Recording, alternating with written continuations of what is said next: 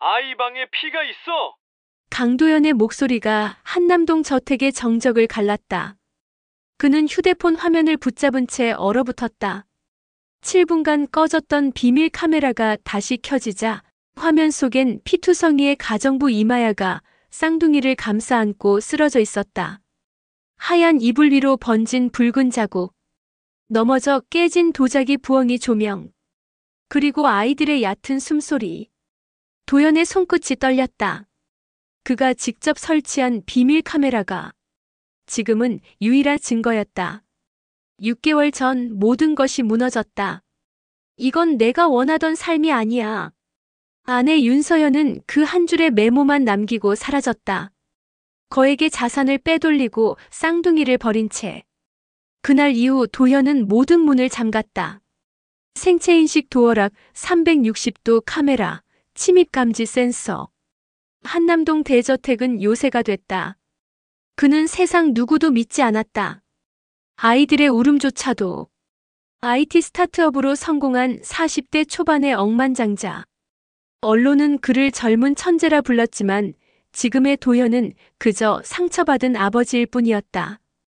짧게 정리된 흑발, 깔끔한 정장 차림. 하지만 눈 밑엔 깊은 피로가 깔려 있었다. 밤마다 그는 모니터 앞에 앉았다. 12개의 화면이 집안 구석구석을 비췄다. 거실, 복도, 아이방, 주방. 심지어 욕실 입구까지. 이게 내가 할 수 있는 전부야. 그는 중얼거렸다. 통제할 수 없는 세상에서 이것만이 유일한 안전이었다. 한 달 전 이마야가 왔다. 29세, 전직 해병대 출신, 단정한 단발, 화장기 없는 얼굴. 말수는 적었지만 행동이 빠르고 책임감이 강했다. 아이들을 잘 부탁합니다. 도연은 차갑게 말했다. 그녀를 믿지 않았다. 아무도 믿지 않았다. 하지만 쌍둥이는 달랐다. 샛별이와 이한이는 그녀의 품에서 웃음을 되찾았다. 새벽마다 들리던 자장가는 아이들뿐 아니라 도연의 불면증까지 잠재웠다. 모니터로 그녀를 관찰하며 도연은 처음으로 안도감을 느꼈다. 아이들이 웃었다. 오랜만에. 혹시 저를 믿으셔도 괜찮습니다. 어느 날 저녁 마야가 조용히 말했다. 도연은 고개를 돌렸다. 대답하지 않았다. 그리고 오늘 밤 화면이 꺼졌다. 7분. 불과 7분이었지만 그 시간은 영겁처럼 느껴졌다. 도연은 심장이 터질 듯 뛰었다. 손끝이 얼어붙었다. 화면이 다시 켜졌을 때 그가 본 것은 악몽이었다. 마야의 손등엔 긁힌 자국이 있었다. 그 옆 은색 펜던트 하나? 그게 서연의 목걸이. 도연의 심장이 철렁 내려앉았다. 분명 금고에 넣어둔 것이었다. 그는 주저없이 전화를 걸었다. 112입니다. 침입입니다. 제 아이들이 위험해요. 목소리가 떨렸다. 처음으로 그는 자신의 요새가 무너졌음을 깨달았다. 경찰차의 사이렌 소리가 한남동 골목을 가득 채웠다. 도연은 현관문 앞에서 떨리는 손으로 생체인식 패드를 눌렀다. 3번 실패했다. 지문이 제대로 인식되지 않았다. 땀이 손끝을 적셨다. 제발. 4번째 시도 끝에 문이 열렸다. 그는 계단을 뛰어 올랐다. 심장이 터질 듯 두근거렸다. 복도 끝, 아이방 문이 반쯤 열려 있었다. 마야. 그의 외침이 저택안을 울렸다. 방 안은 난장판이었다. 깨진 도자기 조각들이 바닥에 흩어져 있었다. 하얀 이불은 붉게 물들어 있었다. 그리고 그 위에 마야가 쌍둥이를 품에 안은 채 쓰러져 있었다. 마야. 도연은 그녀에게 달려갔다. 손을 뻗어 맥박을 확인했다. 약하지만 규칙적으로 뛰고 있었다. 샛별이와 이한이는 울고 있었다. 하지만 다친 곳은 없어 보였다. 괜찮아, 괜찮아. 도연은 떨리는 목소리로 중얼거렸다. 아이들을 안아 올렸다. 작고 따뜻한 몸. 그 순간 무언가가 그의 가슴을 쥐어짰다. 경찰이 들이닥쳤다. 손들어. 움직이지 마. 저예요. 신고한 사람이에요. 도연은 소리쳤다. 경찰관 2명이 방 안을 살폈다. 한은정 경위가 뒤따라 들어왔다. 강도연 씨 맞습니까? 한은정은 침착한 목소리로 물었다. 40대 초반 짧은 머리에 날카로운 눈빛을 가진 여성이었다. 네. 제 아이들이 지금은 안전합니다. 구급차가 오고 있어요. 그녀는 마야에게 다가가 상태를 확인했다. 이마에 난 상처에서 피가 흘러내렸다. 손등엔 깊은 긁힌 자국이 있었다. 싸운 흔적이 있네요. 침입자는요? 모르겠어요. CCTV가 7분간 꺼졌어요. 도연의 목소리가 떨렸다. 한은정은 고개를 끄덕이며 방 안을 살폈다. 깨진 조명, 넘어진 서랍, 그리고 바닥에 떨어진 은색 펜던트. 그녀는 장갑을 끼고 펜던트를 집어들었다. 이게 뭡니까? 도연의 얼굴이 창백해졌다. 전 부인의 것입니다. 구급대원들이 마야를 들것에 옮겼다. 의식은 있습니다. 경미한 뇌진탕으로 보이고요. 이마 봉합이 필요합니다. 같이 가겠습니다. 도연이 말했다. 아이들을 아는 채. 잠깐만요. 한은정이 그를 막아섰다. 이 집 보안 시스템 누가 설계했습니까? 제가. 아니, 제 전 부인이 도왔습니다. 윤서연 씨요? 네. 한은정은 눈을 가늘게 떴다. 그럼 그녀가 시스템에 접근할 수 있단 얘기네요. 도연은 아무 말도 하지 못했다. 서울대병원 응급실. 마야는 침대에 누워 천장을 바라봤다. 의사가 이마를 봉합하는 동안 그녀는 한마디도 하지 않았다. 도연은 옆에 서서 그녀를 지켜봤다. 쌍둥이는 간호사가 데려가 검사를 받고 있었다. 마야 씨. 한은정이 다가왔다. 무슨 일이 있었는지 말씀해 주실 수 있겠어요? 마야는 천천히 고개를 돌렸다. 목소리는 낮고 침착했다. 남자가 한 명 들어왔어요. 회색 점퍼를 입고 수염이 있었어요. 얼굴을 봤습니까? 어둠 속이었지만 봤어요. 30대 후반쯤 되어 보였어요. 한은정은 수첩에 메모했다. 그가 뭐라고 했습니까? 마야는 잠시 망설였다. 그리고 낮게 속삭였다. 그가 말했어요. 그녀가 보냈다고. 도연의 얼굴이 굳었다. 그리고 덧붙였어요. 금고 열쇠를 찾고 있다고. 복도에서 도연은 벽에 기댔다. 손이 떨렸다. 숨이 막혔다. 머릿속이 하얗게 비었다. 강도연 씨. 한은정이 다가왔다. 당신이 만든 요새를 무너뜨린 건 외부의 적이 아니에요. 그녀는 차갑게 말했다. 그건 과거였어요. 도연은 고개를 숙였다. 눈물이 흘러내릴 것 같았지만 참았다.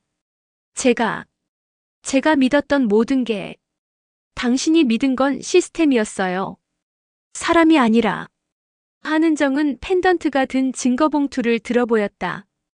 이제 우리가 찾아야 할 건 윤서연입니다. 그날 밤 도연은 병실 의자에 앉아 마야를 지켜봤다. 그녀는 잠들어 있었다. 붕대가 감긴 이마 긁힌 손등. 하지만 얼굴엔 평온함이 있었다. 도연은 작게 중얼거렸다. 고맙습니다. 아무도 듣지 못할 말이었다. 하지만 그 순간 마야의 손가락이 미세하게 움직였다. 그녀는 듣고 있었다. 새벽 4시 서울경찰청 광역수사대. 한은정은 모니터 앞에 앉아 증거 영상을 반복 재생했다. 도연의 저택에서 회수한 CCTV 파일이었다. 7분간의 공백 직전 화면 한쪽 구석에 희미한 그림자가 스쳤다. 여기. 그녀는 마우스로 특정 구간을 클릭했다. 0.5배속으로 느리게 돌렸다. 복도 끝, 아이방 문 앞. 남자의 뒷모습이 잠깐 보였다. 회색 점퍼, 검은 야구 모자, 그리고 오른쪽 어깨에 맨 백팩. 류진우. 한은정은 이름을 중얼거렸다. 데이터베이스 검색 결과 전과 기록이 떴다. 해킹, 불법 침입 사기. 2년 전 집행유예로 풀려난 30대 후반 남성. 윤서현과의 연결고리는 옆자리에 김 형사가 물었다. 아직 확실하진 않지만. 한은정은 또 다른 창을 열었다. 윤서연의 최근 금융거래 내역. 3개월 전 정체불명의 계좌로 500만 원이 송금됐다. 추적 가능합니까? 시간 문제예요. 하지만 패턴은 명확해요. 이건 계획된 범죄입니다. 같은 시각 서울대병원 특실. 도연은 창가에 서서 밤하늘을 바라봤다. 쌍둥이는 옆 침대에서 깊이 잠들어 있었다. 마야는 여전히 의식이 흐릿했지만 호흡은 안정적이었다. 그의 휴대폰이 울렸다. 발신자 표시 없음. 도연은 잠시 망설이다 전화를 받았다. 여보세요? 도연아. 그 목소리에 그의 등줄기가 서늘해졌다. 서현. 오랜만이네. 윤서연의 목소리는 차갑고 침착했다. 마치 오래된 친구와 통화하듯 여유로웠다. 내가 왜 그랬냐고? 궁금해. 그녀는 웃었다. 낮고 냉소적인 웃음. 넌 날 가뒀어, 도연아. 그 집에 그 시스템 안에, 내 통제 안에. 난 널 지키려. 지킨 게 아니야. 감시한 거지. 목소리가 날카로워졌다. 난 숨도 쉴 수 없었어. 화장실 가는 것도, 친구 만나는 것도, 심지어 울고 싶을 때도. 넌 항상 지켜봤어. 그 빌어먹을 카메라로. 도연은 말문이 막혔다. 그래서 아이들까지. 그의 목소리가 떨렸다. 아이들은 다치지 않았어. 난 그 정도로 미치진 않았어. 하지만 넌 마야를. 그 여자가 방해했어. 그냥 비키면 됐는데. 윤서연은 차갑게 말했다. 난 내 것을 찾으러 간 거야. 내가 금고에 숨긴 내 돈. 내 이름으로 된 계좌. 내 자유. 그건 내 거였어. 난 한 번도. 거짓말. 넌 모든 걸 내 이름으로 바꿨어. 법적으로 내 손에 남은 건 아무것도 없었어. 전화 너머로 그녀의 숨소리가 들렸다. 가쁘고 격앙된. 그래서 내가 류진우를 보낸 거야. 그는 내 친구야. 내가 유일하게 믿을 수 있는 친구. 도연은 비웃었다. 넌 그를 이용한 거야. 돈 주고 부린 거지. 침묵이 흘렀다. 그래, 맞아. 윤서연은 담담하게 인정했다. 하지만 난 후회 안 해. 넌 날 인간 이하로 취급했어. 이젠 내가 그 기분을 알게 될 거야. 전화가 끊겼다. 도연은 휴대폰을 쥔 채 그 자리에 서 있었다. 손이 떨렸다. 온몸에 힘이 빠졌다. 도연 씨. 뒤에서 마야의 목소리가 들렸다. 그녀가 깨어나 있었다. 나. 들었어요? 도연은 고개를 돌렸다. 마야는 침대에 기대 앉아 그를 바라봤다. 눈빛엔 연민이 아닌 이해가 담겨 있었다. 그녀의 말이 전부 틀린 건 아니에요. 뭐라고? 사람을 가두면 언젠간 부서져요. 아무리 사랑이라는 이름을 붙여도. 마야는 조용히 말했다. 하지만 그렇다고 해서 그녀가 한 일이 정당화되는 건 아니에요. 아이들은 무고했어요. 도연은 아무 말도 하지 못했다.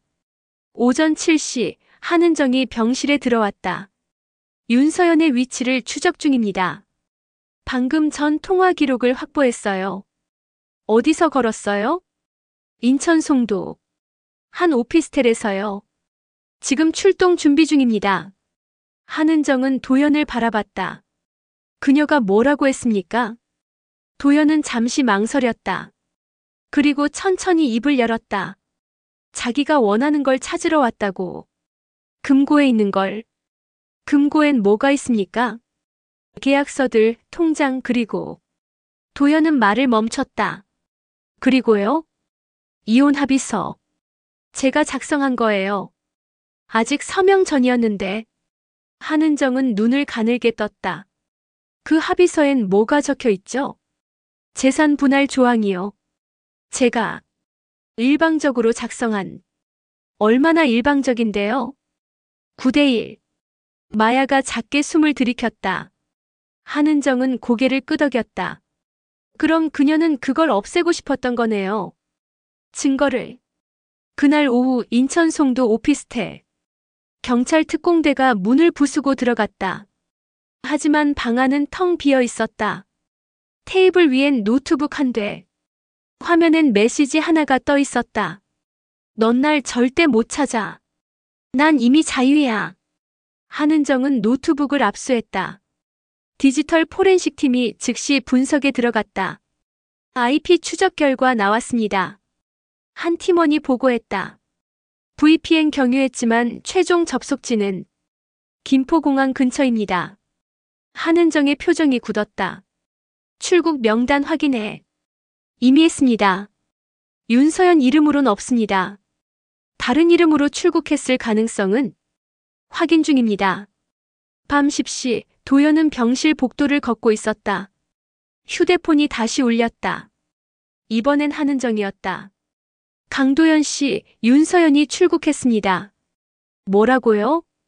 3시간 전 가짜 여권으로 방콕행 비행기를 탔어요. 국제공조 요청했지만 시간이 걸릴 겁니다. 도연은 벽에 기댔다. 힘이 쭉 빠졌다. 그럼 끝인가요? 아직 아닙니다. 류진우는 아직 국내에 있어요. 그를 잡으면 서연의 행적을 추적할 수 있어요. 그 사람은 어디 있어요? 모릅니다. 하지만 곧 찾을 겁니다. 전화가 끊겼다. 도연은 천천히 병실로 돌아왔다. 마야는 창가에 서서 밖을 바라보고 있었다. 도연 씨. 그녀가 조용히 말했다. 이제 시스템을 내려놓으세요. 무슨? 카메라, 잠금 장치, 모든 통제. 그걸 내려놓지 않으면 당신도 그녀처럼 될 거예요. 마야는 그를 돌아봤다. 사람을 믿으세요. 시작은 저라도 좋아요. 도현은 그녀의 눈을 바라봤다. 그 안엔 진심이 있었다. 그는 천천히 고개를 끄덕였다. 3일 후 한남동 저택. 도현은 거실 소파에 앉아 노트북 화면을 응시했다. 보안 시스템 관리 프로그램이 떠 있었다. 마우스 커서가 전체 비활성화 버튼 위에서 맴돌았다. 정말 괜찮으실까요? 마야가 물었다. 그녀는 퇴원 후 다시 저택으로 돌아왔다. 이마의 봉합 자국은 아직 선명했지만 움직임은 예전처럼 민첩했다. 모르겠어요. 도연은 솔직하게 답했다. 하지만 시도는 해봐야죠. 그는 심호흡을 하고 클릭했다. 화면에 경고창이 떴다. 보안 시스템을 비활성화하시겠습니까? 이 작업은 되돌릴 수 없습니다. 도연의 손가락이 잠시 멈췄다. 그리고 확인을 눌렀다. 집안 곳곳에 카메라 LED가 하나둘 꺼져갔다. 녹화 서버의 팬 소음이 멈췄다. 6개월 동안 그를 지켜주던 시스템이 이제 침묵했다. 이상하네요. 도연이 중얼거렸다. 뭐가요? 더 불안할 줄 알았는데. 오히려 숨통이 트이는 것 같아요. 마야는 조용히 미소 지었다. 같은 시각 서울 구로구 낡은 모텔. 류진우는 침대에 누워 천장을 바라봤다. 손에 든 휴대폰은 꺼진 지 오래였다. 배터리를 뺀 상태였다. 추적당하지 않기 위해서. 미친년. 그는 욕설을 내뱉었다. 윤서연은 약속한 돈을 주지 않고 사라졌다. 남은 건 경찰의 추적과 빈 통장뿐이었다. 문 밖에서 발소리가 들렸다. 진우는 벌떡 일어나 복도를 내다봤다. 청소 아주머니였다. 그는 안도의 한숨을 내쉬었다. 이대로는 안 돼. 그는 중얼거렸다. 옷장 구석에 숨겨둔 배낭을 꺼냈다. 안에는 노트북 외장하드, 그리고 윤서연이 넘겨준 강도연 저택의 설계도가 들어있었다. 아직 끝난 게 아니야. 금고는 아직 열리지 않았어. 진우는 설계도를 펼쳤다. 금고의 위치가 빨간 펜으로 표시되어 있었다. 지하 서재, 책장 뒤편. 한 번 더. 이번엔 제대로. 오후 2시 서울경찰청. 한은정은 회의실에서 팀원들과 브리핑 중이었다. 화이트보드에는 류진우의 사진과 함께 동선 추적 자료가 붙어 있었다. 최근 3일간 신용카드 사용 내역 없음. CCTV 포착도 없음. 완전히 잠적했습니다. 김 형사가 보고했다. 가족은? 부모님은 10년 전 사망. 형제자매 없음. 친구 관계도 거의 없습니다. 윤서현과의 연락은? 서연의 휴대폰은 태국 방콕에서 마지막으로 신호가 잡혔습니다. 현재 꺼진 상태. 한은정은 팔짱을 끼고 화이트보드를 응시했다. 그는 아직 한국에 있어요. 돈이 없으니까. 근거가 있습니까? 윤서현이 그를 버렸어요. 약속한 돈을 안 줬을 가능성이 높습니다. 그럼 그는 화가 났겠죠. 배신당했다고 느꼈을 거예요. 그래서요? 한은정은 고개를 돌렸다. 그는 다시 돌아올 겁니다. 강도연의 집으로. 저녁 7시 한남동 저택. 마야는 주방에서 저녁 식사를 준비하고 있었다. 쌍둥이는 거실 플레이매트 위에서 장난감을 가지고 놀았다. 샛별이가 깔깔거리며 웃었다. 도연은 서재에서 업무 이메일을 확인하고 있었다. 6개월 만에 회사 일에 복귀하려 했다. 집중이 잘 안 됐지만 시도는 하고 있었다. 도연 씨, 저녁 됐어요. 마야가 불렀다. 네, 지금 갑니다. 그가 자리에서 일어서려는 순간 집안의 전등이 모두 꺼졌다. 정전인가? 도연은 휴대폰 손전등을 켰다. 복도로 나왔다. 마야 씨, 괜찮아요? 네. 아이들도 괜찮아요. 어둠 속에서 마야의 목소리가 들렸다. 침착했다. 두전 차단기 확인해 볼게요. 도연은 계단을 내려가 지하로 향했다. 배전반은 지하 복도 끝에 있었다. 손전등 불빛이 좁은 복도를 비췄다. 그는 배전반 앞에 섰다. 차단기들을 확인했다. 모두 올라가 있었다. 이상한데. 그 순간 뒤에서 인기척이 들렸다. 도연은 재빨리 몸을 돌렸다. 어둠 속에서 남자 하나가 서 있었다. 회색 점퍼, 검은 마스크. 손에는 손전등과 쇠지뢰가 들려 있었다. 류진우. 도연의 목소리가 떨렸다. 비켜. 류진우의 목소리는 낮고 거칠었다. 나한테 시간 없어. 금고만 열고 갈 거야. 경찰 부르면 부르든지. 그 전에 내가 찾을 거야. 진우는 쇠지뢰를 들어 보였다. 방해하지 마. 당신 애들한테도 안 좋아. 도연의 온몸에 소름이 돋았다.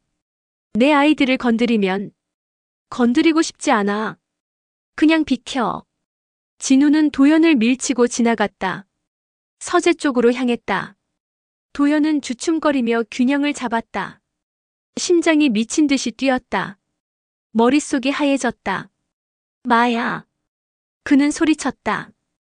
경찰 불러요. 1층 거실. 마야는 아이들을 안고 소파 뒤에 숨었다. 한 손으로 휴대폰을 꺼내 112에 신고했다. 한남동 번지, 침입자가 다시 들어왔어요. 서둘러 주세요. 출동하겠습니다. 안전한 곳에 계세요. 마야는 전화를 끊고 주방으로 시선을 돌렸다. 칼 블록이 보였다. 그녀는 아이들을 소파 뒤에 눕히고 재빨리 주방으로 이동했다. 엄마는 금방 올게. 그녀는 속삭였다. 샛별이와 이한이는 겁에 질려 울먹였지만 소리내지 않았다. 마야는 식칼 하나를 집어들고 복도로 향했다. 지하 서재. 류진우는 책장을 쇠지뢰로 드러냈다. 뒤편에 회색 금고가 드러났다. 디지털 비밀번호 방식이었다. 빌어먹을. 그는 노트북을 꺼내 금고에 USB 케이블을 연결했다. 해킹 프로그램을 실행했다. 10분이면 돼. 10분만. 도연이 서재 문 앞에 섰다. 그만해. 경찰이 오고 있어. 닥쳐. 진우는 고개도 돌리지 않았다. 노트북 화면에 숫자들이 빠르게 돌아갔다. 제발. 그냥 가. 당신이 원하는 건 없어. 거짓말. 서연이 말했어. 계좌 정보가 있다고. 내 돈도 있다고. 그건 그녀가 날 버렸어. 진우가 소리쳤다. 처음으로 감정이 실렸다. 약속한 돈 한 푼도 안 줬어. 나 혼자 다 뒤집어 쓰게 놔뒀다고. 그의 목소리에 분노와 절망이 섞여 있었다. 그래서 내가 직접 찾을 거야. 내 몫을. 계단 위에서 마야가 나타났다. 도연 씨, 뒤로 물러서세요. 그녀는 식칼을 든 채 침착하게 말했다. 진우는 그제야 고개를 돌렸다. 또 너야. 이번엔 준비됐어요. 마야의 눈빛이 차가웠다. 진우는 쇠지레를 들어 올렸다. 둘 사이에 긴장이 흘렀다. 그 순간 금고에서 삐 소리가 났다. 잠금이 풀렸다. 됐어. 진우는 금고 문을 열었다. 안에는 서류 뭉치, 통장 몇 개, 그리고 봉투 하나가 있었다. 그는 봉투를 집어들었다. 찢어서 열었다. 안에는 현금 다발이 들어 있었다. 이게 다야? 고작 이것밖에? 그의 얼굴이 일그러졌다. 5천만 원을 약속했는데 이건 겨우 500만 원이잖아. 도연이 말했다. 서연이 당신을 속인 거예요. 처음부터. 진우는 봉투를 집어던졌다. 돈다발이 바닥에 흩어졌다. 빌어먹을.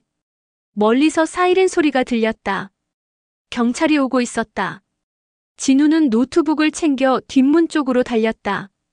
마야가 가로막았지만 그는 거칠게 그녀를 밀쳤다. 비켜. 마야는 벽에 부딪혀 넘어졌다. 진우는 계단을 뛰어올라 사라졌다. 5분 후 경찰이 도착했다. 한은정이 지하 서재로 내려왔다. 바닥에는 흩어진 현금과 열린 금고가 있었다. 도망쳤습니까? 네. 뒷문으로요. 도연이 답했다. 한은정은 무전기를 들었다. 용의자 도주. 저택 후면 추적 시작. 그녀는 마야에게 다가갔다. 괜찮으세요? 네. 큰 부상은 없어요. 마야는 팔을 주물렀다. 한은정은 금고 안을 살폈다. 그리고 한 장의 서류를 집어들었다. 이혼 합의서였다. 이게 그가 찾던 건가요? 도연은 고개를 저었다. 아니요. 그는 돈을 찾았어요. 하지만 그게 전부가 아니었어요. 무슨 뜻입니까? 서연이 그를 이용한 거예요. 처음부터 끝까지. 도연은 씁쓸하게 웃었다. 그리고 저도요. 그날 밤 저택은 다시 불을 밝혔다. 도연은 거실에서 쌍둥이를 안고 있었다. 샛별이와 이한이는 겨우 잠들었다. 마야가 따뜻한 차를 가져왔다. 고마워요, 마야 씨. 아니에요. 그녀는 도연 옆에 앉았다. 그 사람. 불쌍하더라고요. 네. 류진우요. 화가 나 있었지만 그 눈엔 절망이 있었어요. 도연은 잠시 침묵했다. 우리 모두 누군가에게 이용당했던 것 같아요. 저도 서연도 그 사람도. 하지만 선택은 달랐어요. 마야가 조용히 말했다. 도연 씨는 아이들을 지키려 했고 저도 그랬어요. 하지만 그들은 다른 걸 택했죠. 도연은 고개를 끄덕였다. 창밖으로 경찰차의 불빛이 깜빡이고 있었다. 류진우는 아직 잡히지 않았다. 하지만 도연은 이제 알고 있었다. 진짜 보안은 시스템이 아니라 옆에 있는 사람이라는 것을. 새벽 1시 서울 구로구 골목길. 류진우는 숨을 헐떡이며 달렸다. 등 뒤로 경찰 사이렌 소리가 점점 가까워졌다. 배낭이 어깨를 짓눌렀다. 노트북 외장하드, 그리고 금고에서 챙긴 500만 원. 망했어. 완전히 망했어. 그는 좁은 골목으로 몸을 숨겼다. 쓰레기통 뒤에 웅크려 앉았다. 심장이 터질 듯 뛰었다. 손이 떨렸다. 경찰차 2대가 큰 길을 지나갔다. 확성기에서 목소리가 흘러나왔다. 류진우 나와서 자수하십시오. 도주는 형량을 가중시킬 뿐입니다. 진우는 이를 악물었다. 자수. 웃기는 소리였다. 그에게 남은 건 아무것도 없었다. 서현. 그 여자. 그는 휴대폰을 꺼냈다. 배터리를 다시 껴넣고 전원을 켰다. 위험한 행동이라는 걸 알았지만 선택의 여지가 없었다. 단 하나의 연락처에 전화를 걸었다. 윤서현. 신호음이 길게 이어졌다. 한 번, 두 번, 세 번. 받아, 제발. 다섯 번째 신호음 끝에 전화가 연결됐다. 진우야. 윤서연의 목소리는 여전히 차갑고 침착했다. 하지만 어딘가 피곤한 기색이 섞여 있었다. 너, 어디야? 진우의 목소리가 떨렸다. 분노와 절망이 뒤섞여 있었다. 그게 중요해. 돈. 약속한 돈 어디 있어? 아, 그거? 서연은 짧게 웃었다. 없어. 처음부터 없었어. 뭐? 난 널 이용한 거야, 진우야. 넌 그냥 도구였어. 도현을 괴롭히기 위한. 진우는 휴대폰을 쥔 손에 힘을 주었다. 깨질 것 같았다. 넌 화났어? 그럼 됐네. 그게 내가 원했던 거야. 서연의 목소리가 더 차갑게 가라앉았다. 도현도 너도 마야도 모두 다 망가뜨리고 싶었어. 내가 느꼈던 그 고통을. 미친년. 그래, 미쳤지. 하지만 난 자유야. 넌. 전화가 끊겼다. 진우는 휴대폰을 바닥에 내던졌다. 화면이 금이 갔다. 그는 머리를 감싸쥐고 무릎을 꿇었다. 다 끝났어. 하지만 그 순간 배낭 안에서 무언가 떠올랐다. 외장하드. 잠깐. 그는 배낭을 열고 노트북을 꺼냈다. 외장하드를 연결했다. 안에는 윤서연이 넘겨준 파일들이 저장되어 있었다. 강도연 저택의 설계도, 보안 시스템 해킹 파일, 그리고 하나의 폴더. 이름은 백업. 이게 뭐지? 진우는 폴더를 열었다. 안에는 이메일, 문자 메시지, 그리고 통화 녹음 파일들이 가득했다. 그는 하나를 클릭했다. 윤서현과 어떤 남자의 대화였다. 도현이 금고에 뭘 넣어뒀는지 확인했어? 네. 이혼 합의서랑 계좌 정보들이요. 좋아. 그걸 없애면 돼. 그럼 내가 법적으로 유리해져. 하지만 리스크가. 돈은 줄게. 5천만 원. 깔끔하게 처리만 해. 진우의 얼굴이 굳었다. 이 녹음. 증거잖아. 그는 다른 파일들도 열어봤다. 은행 거래 내역, 해외 계좌 정보, 심지어 도현과 서연의 과거 대화까지. 이거면 협상할 수 있어.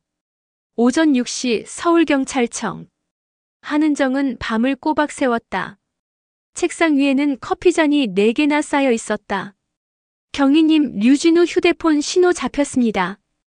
김 형사가 뛰어들어왔다. 어디? 구로구 가리봉동. 약 3분간 켜졌다가 다시 꺼졌어요. CCTV 확인했어?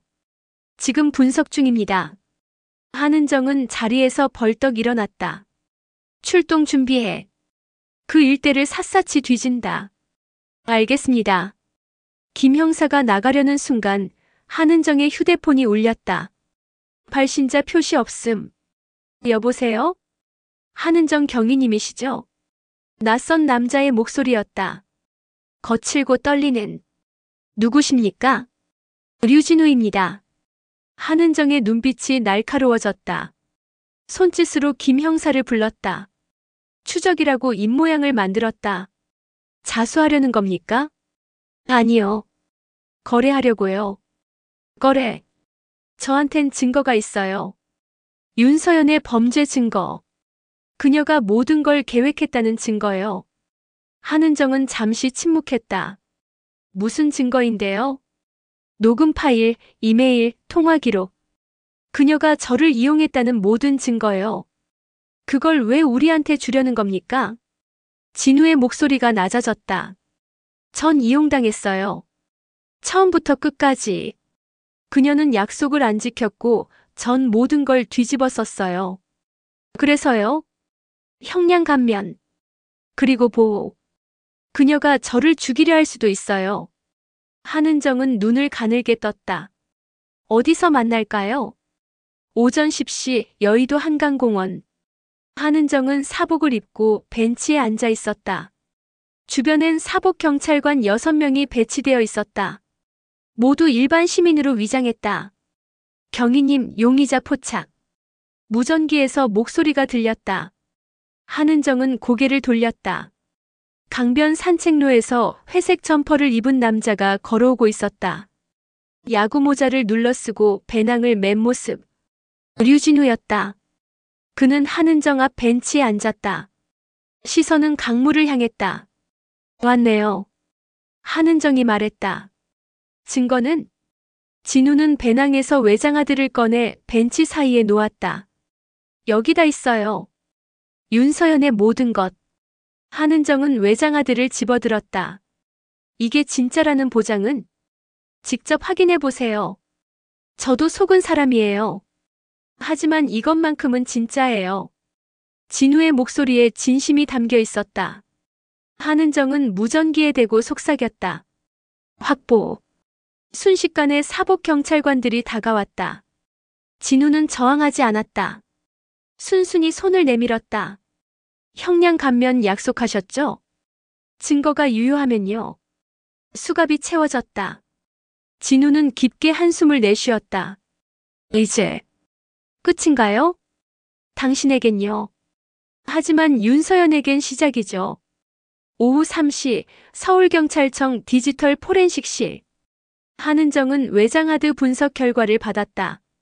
진짜입니다. 포렌식 팀장이 말했다. 통화 녹음 45건, 이메일 127건, 문자 메시지 300건 이상. 모두 윤서현과 류진우 사이의 대화입니다. 내용은 명확합니다. 윤서현이 범죄를 계획하고 류진우를 고용했으며 금전적 대가를 약속했다는 증거가 전부 담겨 있습니다. 팀장은 모니터를 가리켰다. 이것 보세요. 2개월 전 이메일입니다. 화면에 이메일이 떠올랐다. 진우야, 도연의 집 보안 시스템 해킹할 수 있어? 난 내부 정보 줄 수 있어. 성공하면 5천만 원. 한은정은 고개를 끄덕였다. 국제공조 요청 강화해. 윤서연을 반드시 잡는다. 같은 시각, 태국 방콕 차이나타운. 윤서연은 작은 게스트하우스 방에 앉아 창밖을 바라봤다. 거리엔 관광객들이 북적였다. 하지만 그녀의 표정은 어두웠다. 휴대폰이 울렸다. 태국 현지 번호였다. 여보세요? 윤서연 씨? 네, 누구세요? 태국 이민국입니다. 당신에 대한 인터폴 적색 수배가 발령됐습니다. 지금 당장 숙소에 머물러 계세요. 곧 직원이 방문할 겁니다. 서연의 얼굴이 창백해졌다. 뭐라고요? 저항하지 마십시오. 협조하시면. 그녀는 전화를 끊었다. 손이 떨렸다. 진우. 그 자식이. 서연은 서둘러 짐을 챙겼다. 여권, 현금, 노트북. 하지만 문 밖에서 발소리가 들렸다. 윤서연 씨, 문 열어주세요. 태국 경찰입니다. 그녀는 멈춰 섰다. 도망칠 곳이 없었다. 천천히 문을 열자 제복을 입은 경찰관 2명이 서 있었다. 신분증 확인하겠습니다. 서연은 여권을 건넸다. 경찰관이 사진과 얼굴을 대조했다. 윤서연 맞습니다. 체포하겠습니다. 수갑이 채워졌다. 서연은 저항하지 않았다. 이미 모든 게 끝났다는 걸 알았다. 한 가지만 물어봐도 될까요? 그녀가 조용히 물었다. 뭡니까? 류진우. 그가 날 팔았나요? 경찰관은 대답하지 않았다. 하지만 침묵이 답이었다. 서연은 쓴웃음을 지었다. 결국 난 혼자였구나. 저녁 8시 한남동 저택. 도연은 한은정에게서 전화를 받았다. 윤서연 체포됐습니다. 태국 방콕에서요. 정말이요? 네. 곧 한국으로 송환될 겁니다. 류진우도 자수했고 증거도 확보했어요. 도연은 길게 숨을 내쉬었다. 이제 정말 끝인가요? 네. 당신과 아이들은 이제 안전합니다. 전화를 끊은 후 도현은 거실로 걸어갔다. 마야는 쌍둥이와 함께 바닥에 앉아 장난감을 가지고 놀고 있었다. 마야 씨. 네. 끝났어요. 서연이 잡혔대요. 마야는 잠시 멈췄다. 그리고 조용히 미소 지었다. 다행이에요. 도현은 그녀 옆에 앉았다. 고마워요. 정말, 정말 고마워요. 아니에요. 전 그냥 제 일을 했을 뿐이에요. 샛별이가 도현의 무릎에 기어 올라왔다. 이한이도 따라왔다. 도현은 두 아이를 안았다. 따뜻했다. 부드러웠다. 그리고 무엇보다 안전했다. 이제 시작이네요. 마야가 말했다. 진짜 가족으로서의. 도현은 고개를 끄덕였다. 창밖으로 저녁 노을이 붉게 물들어갔다. 2주 후 서울구치소 면회실. 도현은 강화유리 너머로 윤서연을 마주했다. 그녀는 수의를 입고 있었다. 화장기 없는 얼굴은 창백했고 긴 머리는 단정하게 묶여 있었다. 두 사람은 한동안 말없이 서로를 바라봤다. 왜 왔어? 서연이 먼저 입을 열었다. 목소리는 지쳐 있었다. 모르겠어요. 그냥 와야 할 것 같았어요. 도연은 솔직하게 답했다. 서연은 쓴웃음을 지었다. 용서받으러 온 건 아니지? 아니요. 이해하려고 왔어요. 이해? 당신이 왜 그랬는지. 서연은 수화기를 쥔 손에 힘을 주었다. 정말 모르겠어? 정말 알 것 같기도 하고 모를 것 같기도 해요. 도연은 눈을 내리깔았다. 내가 당신을 가뒀다고 했죠. 감시했다고. 그 말이 맞아요. 인정해요. 서연은 아무 말 없이 그를 바라봤다. 하지만 도연이 다시 입을 열었다. 그게 당신이 아이들을 버리고 범죄를 저지를 이유가 될까요? 넌 날 사람 취급 안 했어. 서연의 목소리가 떨렸다. 결혼 후 3년 난 당신의 아내가 아니라 소유물이었어. 어디 가든 누굴 만나든 뭘 하든 항상 보고했어야 했지. CCTV로 감시당하고 전화 통화 기록 확인당하고. 그건 두려웠기 때문이라고. 배신당할까봐. 서연은 비웃었다. 그래, 맞아. 결국 난 당신을 배신했어. 당신이 만들어낸 예언이 실현된 거야. 도연은 할 말을 잃었다. 하지만 아이들은, 샛별이와 이한이는 무슨 죄예요? 아이들도 감옥이었어. 서연의 목소리가 낮아졌다. 임신했을 때부터 당신은 날 통제했어. 먹는 것, 만나는 사람, 외출 시간. 심지어 산부인과 진료까지 따라왔잖아. 그건 당신과 아이들을 지키려고. 지키는 게 아니야. 소유하려는 거였어. 침묵이 흘렀다. 도연은 손을 떨며 물을 한 모금 마셨다. 그래도 당신은 엄마였잖아요. 어떻게 아이들을 버릴 수 있어요? 서연의 눈에 눈물이 고였다. 하지만 흘리지 않았다. 버린 게 아니야. 도망친 거야. 똑같은 말이에요. 아니야. 서연은 고개를 저었다. 난 죽고 싶었어, 도연아. 매일 밤 약을 보며 생각했어. 이걸 다 삼키면 어떻게 될까?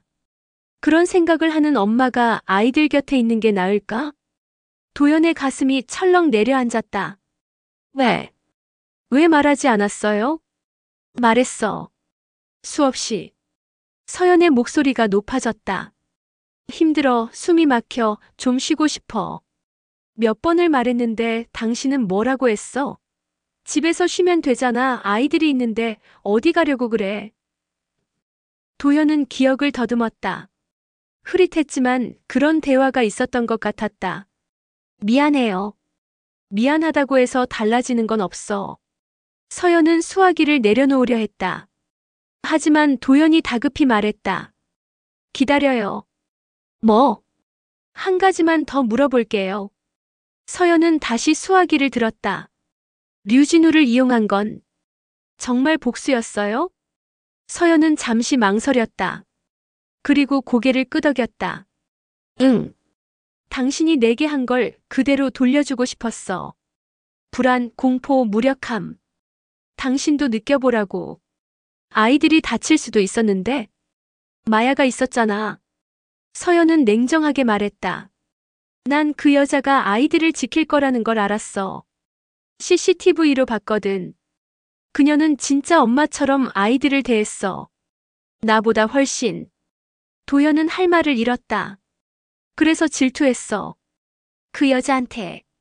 내가 할 수 없었던 걸 그녀는 너무 쉽게 하더라고. 면회 시간이 끝나갔다. 교도관이 서연에게 신호를 보냈다. 이제 가야 해. 서연이 말했다. 마지막으로 하나만. 도연이 말했다. 아이들에게 하고 싶은 말 있어요? 서연은 잠시 눈을 감았다. 깊게 숨을 들이쉬었다. 미안하다고. 그리고 사랑한다고. 눈물이 뺨을 타고 흘러내렸다. 하지만 난 엄마 자격이 없어. 그러니까 기억 속에서 지워줘. 아이들한테는 그럴 수 없어요. 도연은 고개를 저었다. 샛별이와 이한이는 언젠가 당신을 알 권리가 있어요. 좋은 기억이든 나쁜 기억이든. 서연은 웃었다. 슬픈 미소였다. 넌 변했구나. 네. 마야 씨 덕분에. 면회를 마치고 나온 도현은 주차장에서 차에 올랐다. 한동안 핸들을 잡은 채 움직이지 못했다. 휴대폰이 울렸다. 마야였다. 도현 씨, 괜찮으세요? 네. 괜찮아요. 거짓말. 목소리 들으면 알아요. 도현은 작게 웃었다. 들켰네요. 천천히 오세요.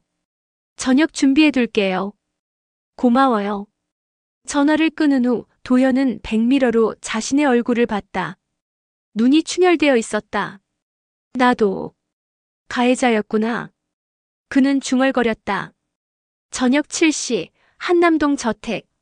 마야는 주방에서 된장찌개를 끓이고 있었다. 쌍둥이는 아기 의자에 앉아 이유식을 먹고 있었다. 현관문이 열렸다. 도연이 들어왔다. 다녀왔습니다. 어서 오세요. 마야는 미소 지으며 그를 맞았다. 하지만 도연의 표정을 보자 미소가 사라졌다. 많이 힘드셨죠? 네. 도연은 솔직하게 답했다. 제가 그녀를 그렇게 만든 것 같아요. 앉으세요. 이야기 들어줄게요. 두 사람은 식탁에 마주 앉았다. 도연은 서연과의 대화를 천천히 들려줬다. 그녀 말이 맞아요. 도연은 손으로 얼굴을 감쌌다. 난 그녀를 통제했어요. 사랑한다는 핑계로. 지키려는 핑계로. 하지만 그녀도 잘못했어요. 마야가 조용히 말했다. 당신을 떠날 순 있었어요. 정당하게. 이혼을 요구하고 법적 절차를 밟고. 하지만 그녀는 복수를 택했어요. 그건 그녀의 선택이었어요. 하지만 제가 그녀를 그 지경까지 몰고 간 거잖아요. 도연 씨. 마야는 그의 손을 잡았다. 당신이 잘못한 건 맞아요. 하지만 그렇다고 모든 책임이 당신한테만 있는 건 아니에요. 관계는 두 사람이 만드는 거예요. 도현은 그녀의 눈을 바라봤다. 따뜻했다. 진심이 담겨 있었다. 저도 과거에 상처받은 적 있어요. 마야가 말했다. 그래서 사람을 믿기 힘들었어요. 하지만 그걸 핑계로 다른 사람을 해치진 않았어요. 그건 제 선택이었어요. 당신은 강해요. 아니요. 그냥 다른 길을 택했을 뿐이에요. 샛별이가 손뼉을 치며 웃었다. 이한이도 따라 웃었다. 두 사람은 아이들을 바라봤다. 저 아이들 때문에라도. 도연이 말했다. 더 나은 사람이 되고 싶어요. 서연처럼 만들지 않는 아버지. 통제하지 않는 아버지. 그럼 지금부터 시작하면 돼요. 마야는 미소 지었다. 하나씩 천천히. 도연은 고개를 끄덕였다. 그날 밤 그는 서재로 가서 오래된 노트 하나를 꺼냈다. 그리고 첫 페이지에 적었다. 내가 고쳐야 할 것들. 통제하려는 욕구. 불신. 과거에 갇히지 않기. 그는 펜을 내려놓고 창밖을 바라봤다. 멀리서 마야가 아이들에게 자장가를 부르는 소리가 들렸다. 부드럽고 따뜻했다. 도연은 처음으로 마음이 편안해지는 걸 느꼈다. 하지만 그는 아직 몰랐다. 균열은 이미 시작되고 있었다. 저택 밖 어둠 속에서 누군가 그들을 지켜보고 있었다. 3일 후 새벽 2시. 마야는 침대에서 벌떡 일어났다. 무언가에 잠이 깼다. 소리는 아니었다. 기척도 아니었다. 그냥 본능이었다. 그녀는 조용히 침실 문을 열고 복도로 나왔다. 저택은 고요했다. 하지만 어딘가 낯선 기운이 느껴졌다. 기분 탓인가? 그녀는 1층으로 내려갔다. 거실, 주방, 현관. 모두 정상이었다. 문은 잠겨 있었고 창문도 닫혀 있었다. 하지만 주방 창문 앞에 섰을 때 마야는 멈췄다. 유리창 밖, 저택 정원 끝. 가로등 불빛이 닿지 않는 어둠 속에 누군가 서 있었다. 남자였다. 검은 후드를 입고 움직이지 않은 채 저택을 바라보고 있었다. 마야의 심장이 빨라졌다. 그녀는 재빨리 휴대폰을 꺼냈다.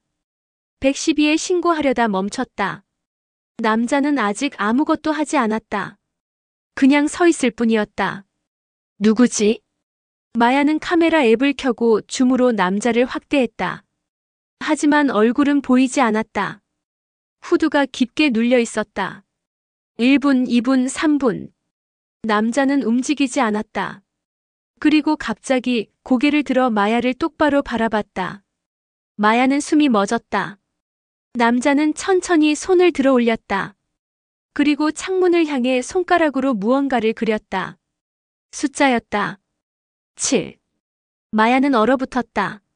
남자는 손을 내리고 천천히 뒤돌아 어둠 속으로 사라졌다. 마야는 한동안 그 자리에 서 있었다. 손이 떨렸다. 휴대폰을 쥔 손에 땀이 났다. 뭐야? 대체 뭐야? 그녀는 도연의 방으로 향했다. 문을 두드렸다. 도연 씨. 안에서 움직이는 소리가 들렸다. 도연이 문을 열었다. 잠이 덜 깬 얼굴이었다. 마야 씨? 무슨 일이에요? 밖에 누군가 있었어요. 도연의 표정이 굳었다. 뭐라고요? 정원 끝에 남자가 서 있었어요. 저를 보더니 손가락으로 숫자를 그렸어요. 무슨 숫자? 7. 도연은 잠시 생각했다. 7. 무슨 의미일까요? 모르겠어요. 하지만 마야는 휴대폰을 꺼냈다. 촬영한 사진을 보여줬다. 이 사람 류진우 아니에요. 도연은 사진을 확대해봤다. 체격이 달랐다. 류진우보다 컸고 어깨가 넓었다. 경찰에 신고해야 해요. 하지만 그는 아무것도 안 했어요. 그냥 서 있었을 뿐이에요. 그것만으로도 충분히 위협적이에요. 오전 9시 한은정이 저택에 도착했다. 사진 보내주신 거 확인했습니다. 그녀는 노트북을 열어 화면을 보여줬다. 얼굴 인식 프로그램으로 분석했는데 후드 때문에 식별이 안 됩니다. 그럼 어떡하죠? 도연이 물었다. 일단 주변 CCTV를 확인하겠습니다. 그리고 한은정은 마야를 바라봤다. 혹시 그 남자 특이한 점 없었습니까? 걸음걸이, 몸짓, 뭐든. 마야는 눈을 감고 기억을 더듬었다. 왼손에 뭔가 있었어요. 장갑 같은 건데 검은색이었어요. 그리고요? 목 뒤에 문신이 있었어요. 후드 밖으로 살짝 보였는데 뱀 같았어요. 한은정은 메모했다. 문신, 뱀, 왼손 장갑. 좋아요. 이 정보로 데이터베이스 검색해 보겠습니다. 오후 3시 서울경찰청. 한은정은 문신 데이터베이스를 뒤지고 있었다. 뱀 문신을 가진 전과자만 해도 200명이 넘었다. 범위를 좁혀야 해. 그녀는 추가 조건을 입력했다. 신장 180cm 이상. 최근 3개월 이내 출소. 윤서연 또는 류진우와 연관성. 검색 결과 3명이 남았다. 한은정은 사진을 하나씩 열어봤다. 첫 번째 50대 남성. 너무 나이가 많았다. 두 번째 사기범. 폭력 전과 없음. 그리고 세 번째. 이거다. 화면에 떠오른 남자. 35세 박재혁. 전과 폭행, 협박, 불법 침입. 2개월 전 출소. 그리고 가장 중요한 정보. 윤서현과 같은 고등학교 출신. 한은정은 즉시 김 형사를 불렀다. 박재혁. 이 사람 행적 추적해. 알겠습니다. 같은 시각, 구르고 허름한 원룸. 박재혁은 침대에 앉아 담배를 피우고 있었다. 테이블 위엔 노트북과 사진 몇 장이 놓여 있었다. 사진 속 인물들. 강도현, 이마야 그리고 쌍둥이. 휴대폰이 울렸다. 발신자 알 수 없음. 재혁은 전화를 받았다. 됐어? 상대방의 목소리는 변조되어 있었다. 기계음이었다. 아직. 그냥 정찰만 했어. 서두르지 마. 천천히 해. 압박만 주면 돼. 그 여자 생각보다 예민하더라. 나 바로 눈치챘어. 괜찮아. 그게 목적이니까. 대체 왜 이러는 건데? 돈은 이미 받았잖아. 넌 몰라도 돼. 그냥 내 말대로만 해. 전화가 끊겼다. 재혁은 담배를 비벼 끄고 창밖을 내다봤다. 서현. 내가 날 이용하든 내가 널 이용하든 어차피 돈만 나오면 돼. 저녁 8시 한남동 저택. 도현은 서재에서 업무를 보고 있었다. 하지만 집중이 안 됐다. 자꾸 정원 쪽을 바라보게 됐다. 7. 무슨 의미일까? 그는 중얼거렸다. 7일 후. 7시. 7명. 아니면 7번째. 갑자기 휴대폰이 울렸다. 한은정이었다. 강도현 씨 용의자 특정했습니다. 누군데요? 박재혁. 35세 폭력 전과자. 그리고 한은정은 잠시 멈췄다. 윤서현과 고등학교 동창입니다. 도현의 얼굴이 굳었다. 또 서현이 관련된 거예요? 가능성이 높습니다. 현재 박재혁의 행적을 추적 중입니다. 당분간 외출 자제하시고 경계를 늦추지 마세요. 알겠습니다. 전화를 끊은 후 도현은 창밖을 바라봤다. 어둠 속 정원은 고요했다. 하지만 어딘가에서 누군가 지켜보고 있다는 느낌이 들었다. 밤 11시 마야는 쌍둥이를 재운 후 자신의 방으로 돌아왔다. 침대에 누웠지만 잠이 오지 않았다. 자꾸 그 남자의 모습이 떠올랐다. 검은 후드, 뱀 문신, 그리고 7이라는 숫자. 대체 무슨 의미지? 그녀는 침대에서 일어나 창문 밖을 내다봤다. 그리고 얼어붙었다. 정원 끝 같은 자리에 남자가 다시 서 있었다. 이번에는 손에 무언가를 들고 있었다. 작은 팻말이었다. 마야는 눈을 가늘게 뜨고 팻말의 글씨를 읽었다. 6. 어젯밤엔 7이었다. 오늘은 6. 카운트다운. 마야의 입에서 나지막한 신음이 새어나왔다. 남자는 팻말을 내리고 다시 어둠 속으로 사라졌다. 마야는 즉시 도현에게 달려갔다. 도현 씨, 또 나타났어요. 뭐라고요? 이번엔 6이라고 적힌 팻말을 들고 있었어요. 어제는 7, 오늘은 6. 카운트다운이에요. 도현의 얼굴이 창백해졌다. 그럼 6일 후에 뭔가 일어난다는 거예요? 모르겠어요. 하지만 좋은 일은 아닐 거예요. 두 사람은 서로를 바라봤다. 공포가 아니었다. 각오였다. 경찰에 다시 연락하겠습니다. 도현이 말했다. 그리고 우리도 준비해야 해요. 무슨 준비요? 방어할 준비. 이번엔 당하지 않을 거예요. 마야는 고개를 끄덕였다. 두 사람은 그날 밤 잠들지 않았다. 창밖을 지켜보며 다가올 위협에 대비했다. 6일. 시간이 흐르고 있었다. 다음 날 아침 한남동 저택. 도연은 한은정과 함께 거실에서 대책 회의를 하고 있었다. 테이블 위엔 저택 평면도와 주변 지도가 펼쳐져 있었다. 5일 남았습니다. 한은정이 말했다. 박재혁은 아직 행방을 찾지 못했어요. 마치 유령처럼 움직이고 있어요. CCTV에도 안 잡힌다는 거예요? 도연이 물었다. 교묘하게 사각지대만 이용합니다. 훈련받은 사람 같아요. 그럼 우린 어떻게 해야 하죠? 일단 경찰 인력을 배치하겠습니다. 저택 주변에 순찰을 강화하고 밤에는 형사 2명이 인근에 대기할 겁니다. 한은정은 도연을 똑바로 바라봤다. 하지만 솔직히 말씀드리면 그가 정확히 뭘 계획하는지 모르는 이상 완벽하게 막기는 어렵습니다. 그럼 최악의 상황에 대비하세요. 마야 씨와 아이들을 안전한 곳으로 피신시키는 것도 고려해야 합니다. 마야는 주방에서 대화를 엿듣고 있었다. 그녀는 조용히 거실로 들어왔다. 피신은 안 해요. 마야 씨.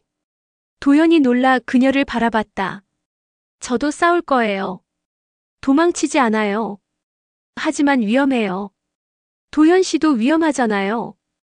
그런데 왜 전 도망가야 해요? 마야의 목소리는 단호했다. 한은정은 그녀를 주의 깊게 관찰했다. 마야 씨, 혹시 호신술 배우신 적 있습니까? 아버지가 해병대 출신이었어요. 어릴 때부터 기본적인 걸 배웠어요. 실전 경험은 없어요. 하지만 필요하면 할 수 있어요. 한은정은 고개를 끄덕였다. 좋아요. 그럼 몇 가지 준비물이 필요하겠네요. 오후 2시 도연과 마야는 한은정의 지시에 따라 저택 내부를 점검했다. 모든 출입구에 추가 잠금 장치 설치했습니다. 도연이 체크리스트를 확인하며 말했다. 비상 연락망도 구축했어요. 112 원터치, 그리고 한은정 경위 직통. 마야는 부엌 서랍을 열어 비상용품을 확인했다. 손전등, 호루라기, 호신용 스프레이. 1층 창문엔 감지 센서 달았어요. 누가 만지면 경보음 울립니다.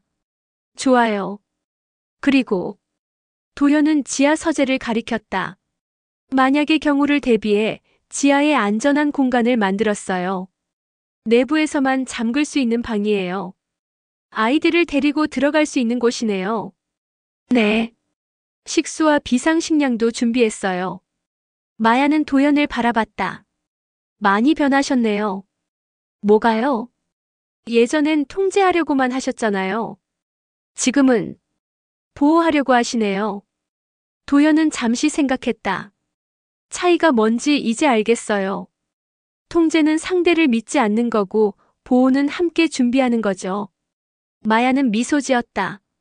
밤 10시 정원. 박재혁은 다시 나타났다.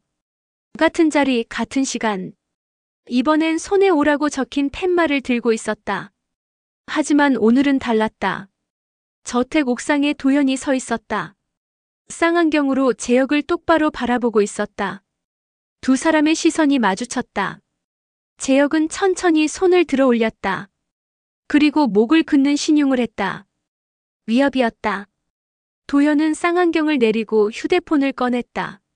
한은정에게 전화했다. 지금 나타났어요. 위치는 정원 끝 가로등 3번 근처. 출동합니다. 3분이면 도착해요. 하지만 재혁은 이미 움직이고 있었다.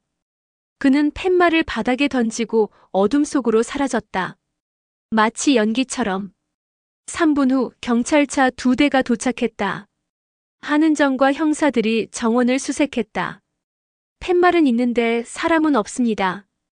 김 형사가 보고했다. 한은정은 팻말을 집어들었다. 5라는 숫자 아래 작은 글씨가 추가되어 있었다. 준비됐어? 도연은 팻말을 보고 주먹을 쥐었다. 도발하는 거예요. 그렇죠. 심리전입니다. 한은정은 주변을 둘러봤다. 하지만 그는 실수를 했어요. 무슨 실수요? 발자국. 한은정은 손전등으로 땅을 비췄다. 흙 위에 선명한 신발 자국이 찍혀 있었다. 크기 280, 등산화. 흔하진 않아요. 추적할 수 있어요? 발자국은 저택 뒤쪽으로 이어져요. 아마 주차된 차로 도망쳤을 겁니다. 한은정은 무전기를 들었다.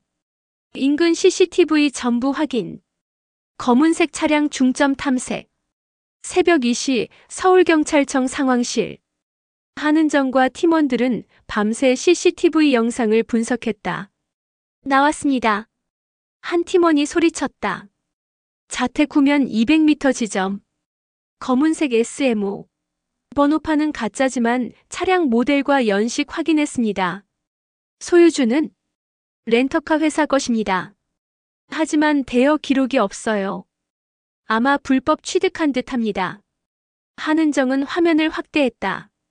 운전석에 앉은 남자의 옆모습이 희미하게 보였다. 박재영 맞아요. 차량 추적은 현재 위치 파악 중입니다. GPS는 없지만 CCTV 동선 추적하면 은신처 찾을 수 있을 겁니다. 한은정은 고개를 끄덕였다. 4일 남았어. 서두르자. 같은 시각 한남동 저택. 마야는 쌍둥이 방에서 아이들을 지켜보고 있었다. 샛별이와 이한이는 깊이 잠들어 있었다. 너희는 이 모든 걸 모르겠지. 그녀는 속삭였다.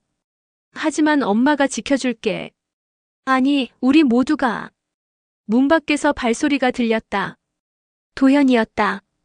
못 주무세요? 네. 당신도요? 잠이 안 와요. 도현은 방 안으로 들어와 샛별이의 이불을 덮어줬다. 이 아이들이 처음엔 짐인 줄 알았어요. 지금은요? 전부예요. 제가 지켜야 할 전부. 마야는 그의 옆에 앉았다. 도현 씨, 혹시 저한테 물어보고 싶은 거 있으세요? 뭔데요? 왜 제가 이렇게까지 하는지, 왜 도망가지 않는지. 도현은 잠시 생각했다. 궁금하긴 해요. 마야는 창밖을 바라봤다. 전 과거에 한 번 도망친 적 있어요. 도망쳤다고요? 네. 제가 사랑했던 사람이 위험에 처했을 때요. 그녀의 목소리가 낮아졌다. 겁이 났어요. 그래서 도망쳤죠. 그리고 그 사람은 혼자 죽었어요. 도현은 숨을 죽였다. 그래서 다짐했어요. 다시는 도망치지 않겠다고. 소중한 사람을 지키지 못할 바엔 함께 싸우겠다고. 그게 저희인가요? 마야는 고개를 돌려 도현을 바라봤다. 네. 도현 씨, 샛별이 이한이. 이제 제 가족이에요. 도현의 눈가가 붉어졌다. 고마워요, 마야 씨. 아니에요. 전 그냥 제 역할을 하는 거예요. 다음 날 아침, 도현은 창문을 열고 정원을 내다봤다. 가로등 아래 또 다른 팻말이 놓여 있었다. 4. 한은정이 도착해 팻말을 회수했다. 이번엔 추가 메시지가 없네요. 그냥 숫자만. 네. 어쩌면. 한은정은 눈을 가늘게 뜨며 말했다. 그는 이제 더 이상 말이 필요 없다고 생각하는 걸지도 몰라요. 무슨 뜻이에요? 행동할 준비가 됐다는 뜻입니다. 도현과 마야는 서로를 바라봤다. 4일.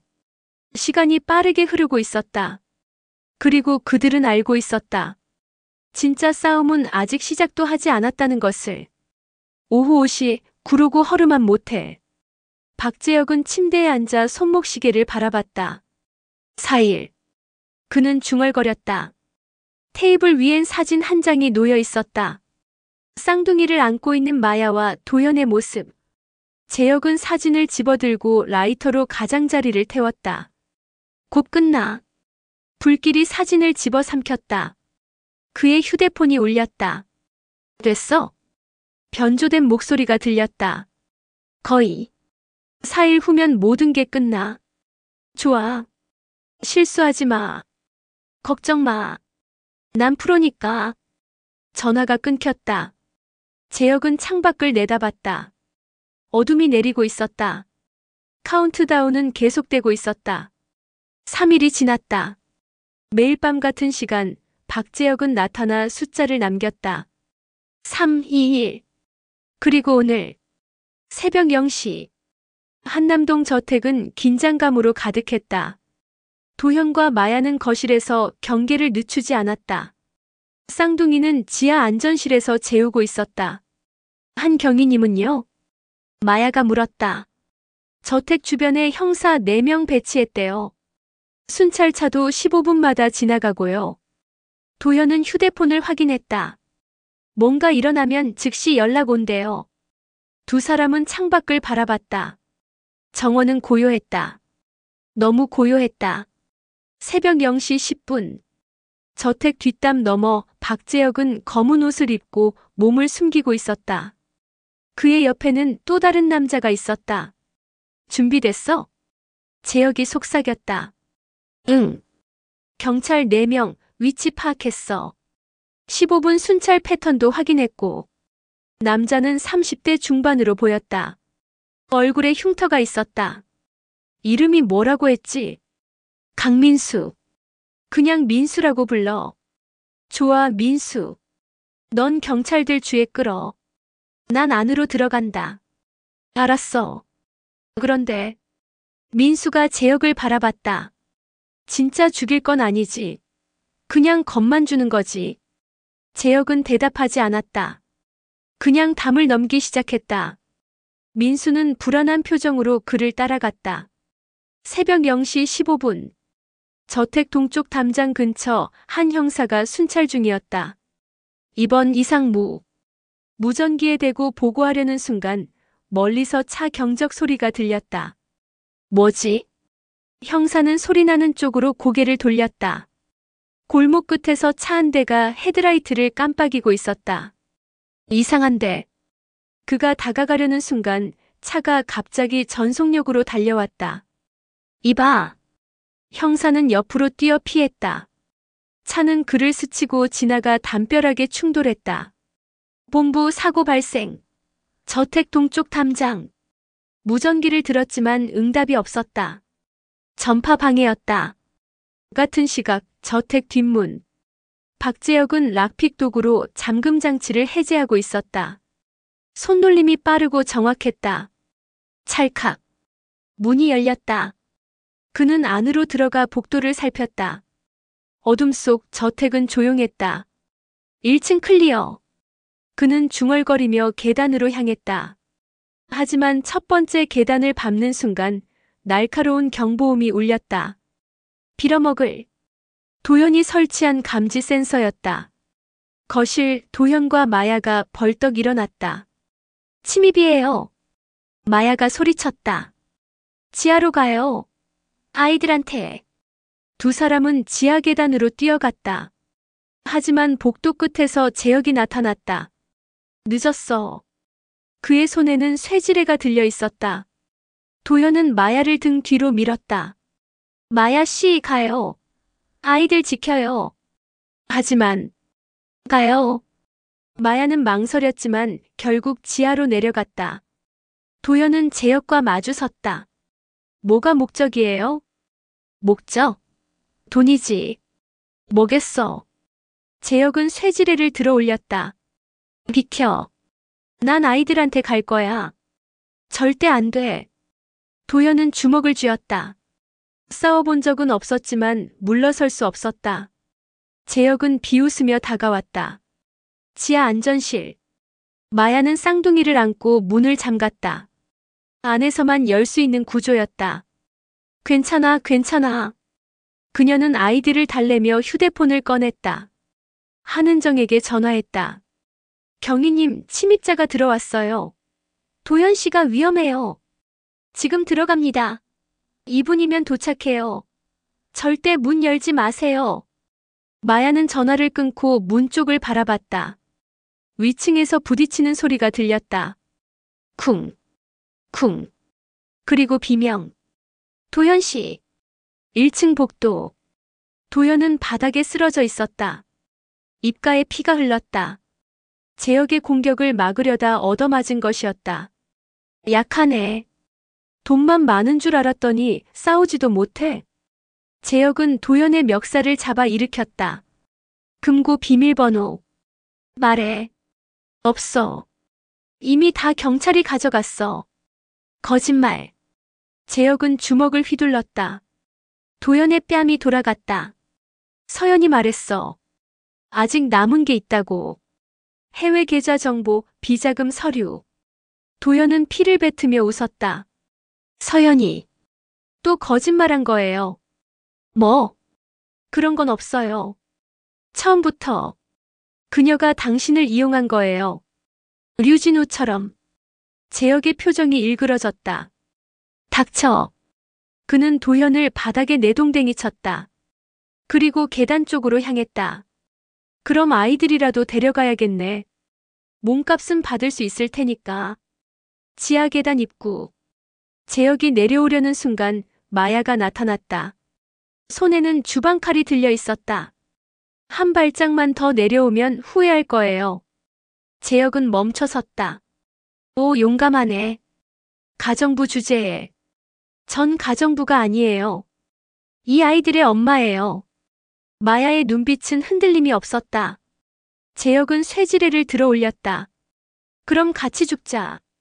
그가 계단을 내려오려는 순간 현관문이 벌컥 열렸다. 경찰이다. 손들어. 한은정과 형사 4명이 들이닥쳤다. 총을 겨눴다. 재혁은 멈춰섰다. 포위당했다.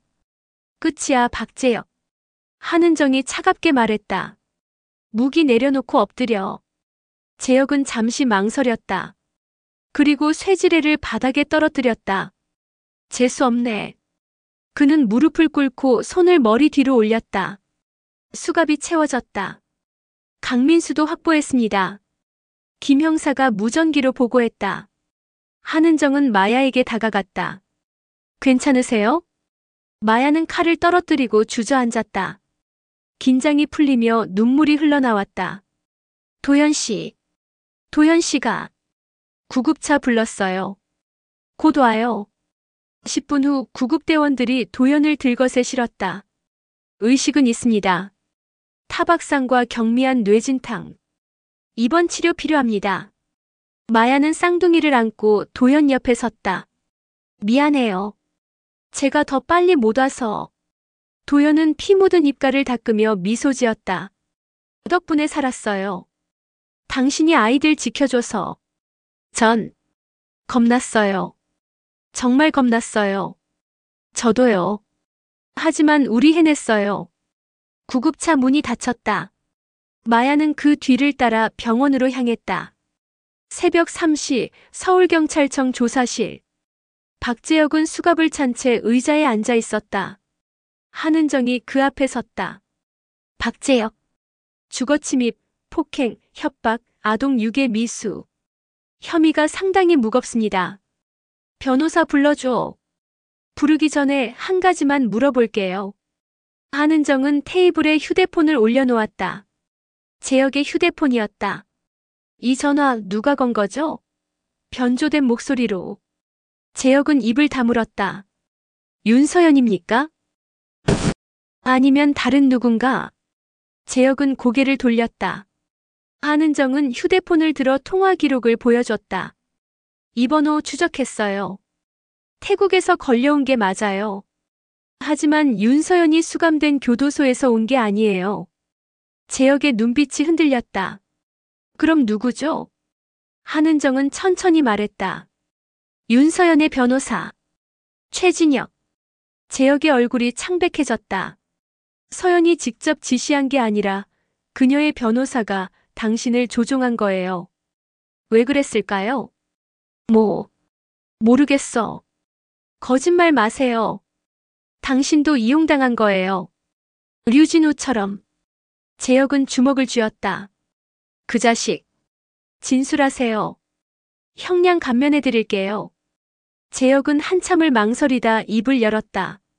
최진혁. 그 자식이 나한테 연락했어. 서연이 잡힌 후였어. 뭐라고 했죠? 강도연을 압박하면 합의금을 끌어낼 수 있다고. 그럼 그 돈의 30%를 주겠다고. 한은정은 고개를 끄덕였다. 결국 돈이었군요. 난 그냥 돈이 필요했어. 출소하고 갈 곳도 없었고. 그래서 아이들을 위협했어요? 재혁은 고개를 숙였다. 새벽 5시 서울대병원. 도현은 병실 침대에 누워 있었다.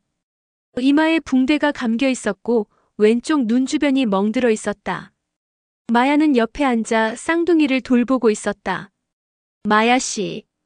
도현이 조용히 불렀다. 네. 고마워요. 정말 고마워요. 전 당연한 일한 거예요. 아니에요. 당신은 목숨을 걸었어요. 저희를 위해서. 마야는 도현의 손을 잡았다. 도현 씨도요. 혼자 막아섰잖아요. 두 사람은 서로를 바라봤다. 창밖으로 해가 떠오르고 있었다. 긴 밤이 끝났다. 그리고 새로운 날이 시작되고 있었다.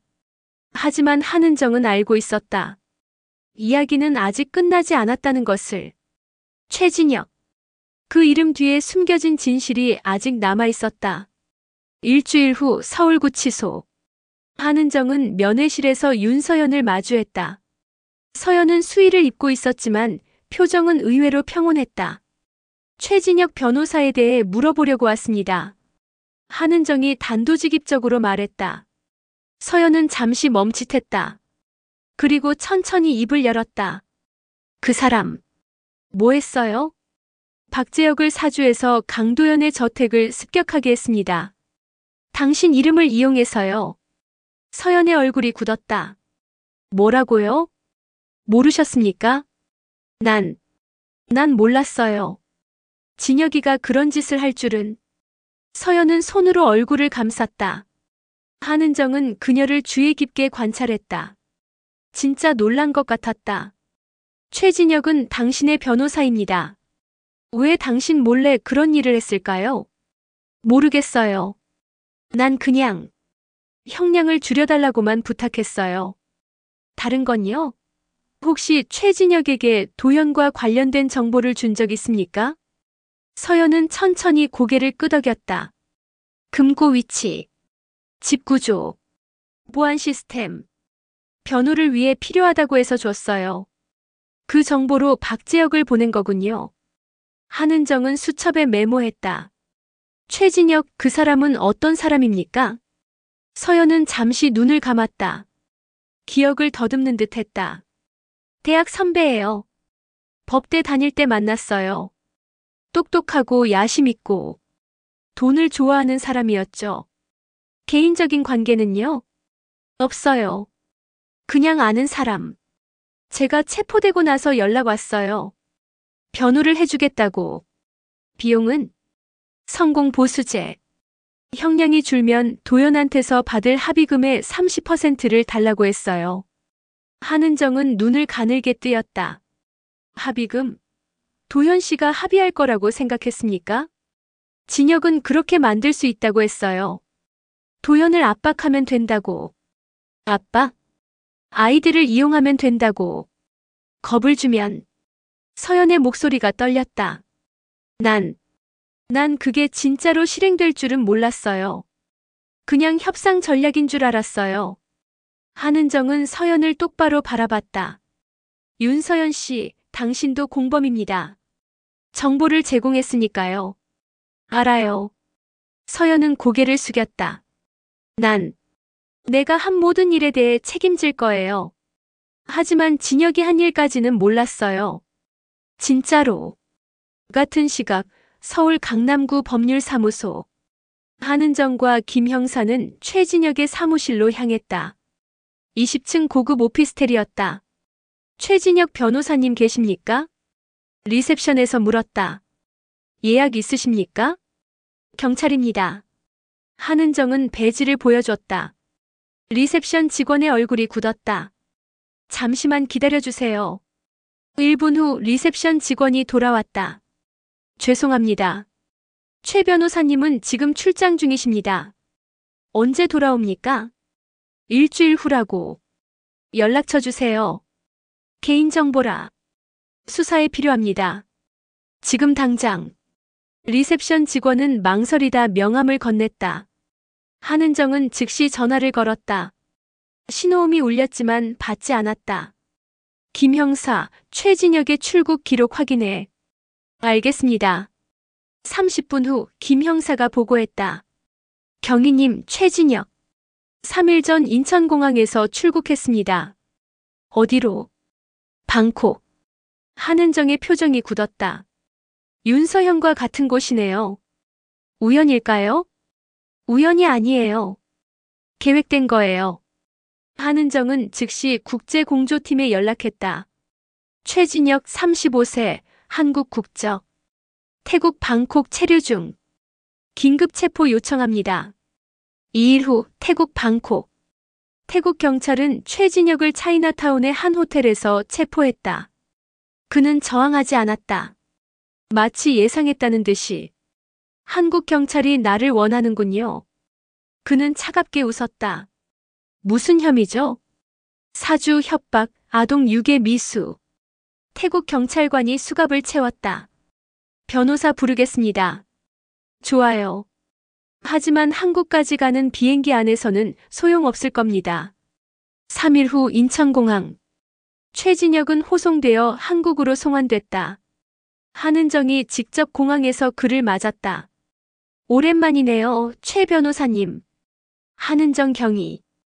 당신 참 끈질기네요. 직업이니까요. 최진혁은 비웃었다. 증거 있어요? 내가 뭘 했다는 증거. 박재혁의 진술, 통화 기록, 금융거래 내역. 충분합니다. 최진혁의 미소가 사라졌다. 서울경찰청 조사실. 최진혁은 테이블 앞에 앉아 있었다. 한은정이 그 맞은편에 앉았다. 왜 그랬습니까? 뭐리요? 박재혁을 사주해서 강도연을 공격한 이유. 돈 때문입니까? 최진혁은 잠시 침묵했다. 그리고 천천히 입을 열었다. 맞아요. 돈 때문이에요. 얼마나 받으려고 했습니까? 합의금의 30%. 대략 10억 정도 예상했죠. 10억을 위해 아이들을 위협했어요? 위협만 하려던 거였어요. 진짜로 해칠 생각은 없었어요. 한은정은 테이블을 쾅 쳤다. 거짓말 마세요. 박재혁은 쇠지뢰를 들고 들어갔어요. 강도연은 중상을 입었고 이마야는 목숨을 걸고 아이들을 지켰어요. 최진혁은 눈을 깔았다.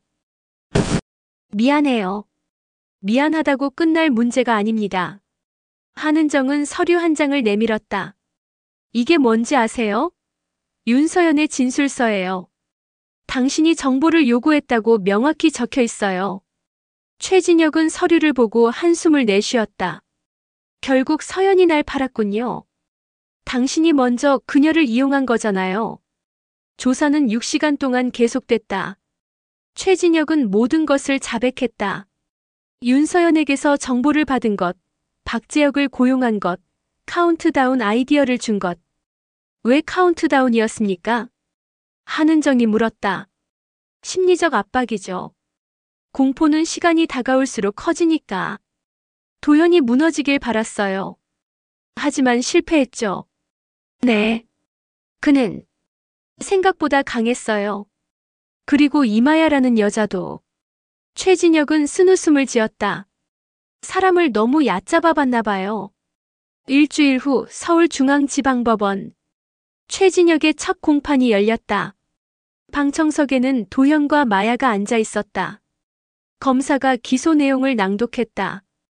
피고인 최진혁은 2025년 9월부터 10월까지 박재혁을 사주하여 피해자 강도연의 저택을 습격하게 하고 피해자와 그 가족을 협박하여 금품을 갈취하려 한 혐의로 기소되었습니다. 판사가 최진혁을 바라봤다. 피고인 혐의를 인정합니까? 네. 최진혁은 고개를 숙였다. 변론하실 말씀 있습니까? 최진혁은 잠시 망설이다 입을 열었다. 저는 돈에 눈이 멀었습니다. 변호사로서의 윤리도 인간으로서의 양심도 버렸습니다. 그는 도연을 바라봤다. 강도연 씨, 이마야 씨, 그리고 두 아이들에게 진심으로 사죄합니다. 제가 한 일은 용서받을 수 없습니다. 도연은 아무 표정 없이 그를 바라봤다. 판사가 망치를 두드렸다. 다음 공판일은 2주 후입니다. 피고인은 구속 상태를 유지합니다. 법원을 나오며 마야가 도연에게 물었다. 기분이 어때요? 잘 모르겠어요. 후련하기도 하고 허무하기도 하고. 이제 정말 끝난 것 같네요. 도연은 고개를 끄덕였다. 네. 이제 새로 시작할 시간인 것 같아요. 두 사람은 주차장으로 걸어갔다. 쌍둥이는 차에서 평화롭게 잠들어 있었다. 한 달 후 한남동 저택. 도현은 서재에서 서류에 서명하고 있었다. 마야가 차를 가져왔다. 뭐 하세요? 마야 씨를 정식 후견인으로 지정하는 서류예요. 네. 마야는 놀라 서류를 봤다. 이건 만약 제게 무슨 일이 생기면 마야 씨가 새별이와 이한이를 돌봐주세요. 도현 씨. 그리고 이것도. 도현은 또 다른 서류를 건넸다. 정식 입양 서류예요. 마야 씨를 아이들의 공동 보호자로 등록하는 거예요. 마야는 눈물이 고였다. 저 자격이 있을까요? 당신보다 자격 있는 사람은 없어요. 도현은 미소 지었다. 당신은 목숨을 걸고 아이들을 지켰어요. 이미 엄마예요. 마야는 서류를 가슴에 안았다. 고마워요. 정말 고마워요. 저녁 저택 거실. 도현과 마야는 쌍둥이와 함께 바닥에 앉아 있었다. 새별이가 처음으로 엄마라고 말했다. 엄마. 마야를 가리키며. 마야는 눈물을 흘렸다. 행복한 눈물이었다. 도현도 웃었다. 이제 진짜 가족이네요. 네. 진짜 가족. 두 사람은 서로를 바라봤다. 창밖으로 석양이 지고 있었다. 오랜 어둠이 지나고 빛이 다시 돌아왔다. 에필로그. 6개월 후. 서울구치소 면회실. 도현은 윤서연을 마지막으로 만나러 왔다. 왜 왔어? 서연이 물었다. 작별 인사하러요.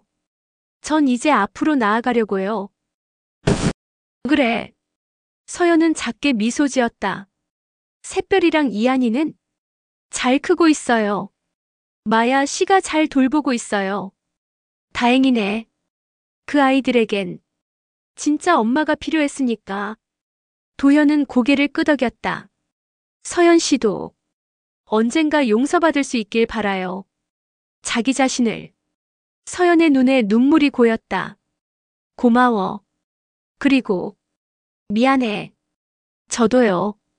도현은 자리에서 일어났다. 면회실을 나오며 그는 뒤돌아보지 않았다. 과거는 과거였다. 이제는 미래를 향해 걸어갈 시간이었다. 한남동 저택. 도현은 현관문을 열고 들어갔다. 다녀왔습니다.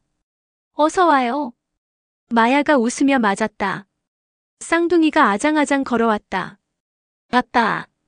엄마. 도현은 두 아이를 안아 올렸다. 따뜻했다. 부드러웠다. 그리고 무엇보다 사랑이 가득했다. 저택은 더 이상 요새가 아니었다. 집이었다. 가족이 함께하는